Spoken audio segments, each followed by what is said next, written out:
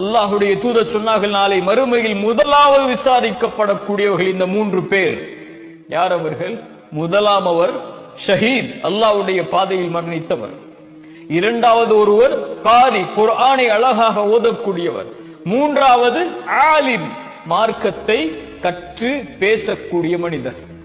இந்த துறையிலும் இன்று பிரபலியம் தேவைப்படுகிறது.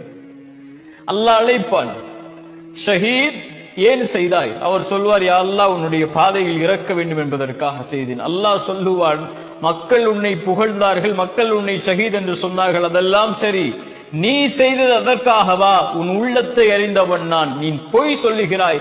உன்னை மக்கள் ஷஹீத் என்று போற்ற வேண்டும் என்பதற்காகத்தான் செய்தேன். யாருக்காக செய்தாய்? அவர்களிடத்தில் சென்று கூலியை வாங்கி கொள். காரி, குர்ஆனை ஓதினாய், எதற்காக ஓதினாய்?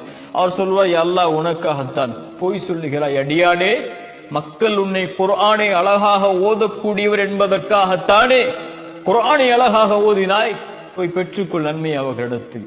ஆலிம், மார்க்கத்தை கற்று பேசக்கூடியவர். அழைப்பார் அல்லாஹ், எதற்காக செய்தாய்? யா அல்லாஹ், உனக்காகத்தான் செய்தேன். அல்லாஹ் சொல்லுவான், இல்லை அடியானே, பொய் சொல்லுகிறாய், பொய் சொல்லுகிறாய். அல்லாஹ் பாதுகாப்பானாக. பொய் சொல்லுகிறாய். எதற்காக செய்தாய்? மக்கள் உன்னை அறிஞர் என்று போற்ற வேண்டும் என்பதற்காகத்தானே. போய் பெற்றுக்கொள். நீங்கள் பெற்றுக்கொள்ளலாம்.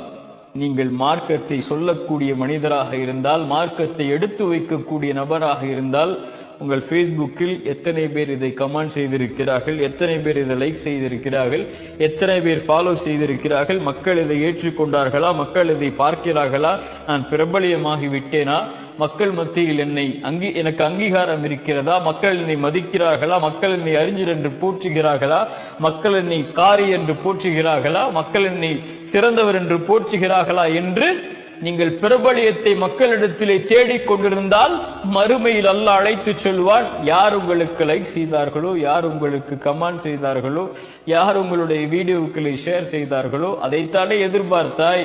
அவர்களிடத்திலே சென்று நன்மைகளை வாங்கிக்கொள். என்னிடத்திலே எதுவும் இல்லை, எனக்காக நீ எதையும் செய்யவில்லை என்று.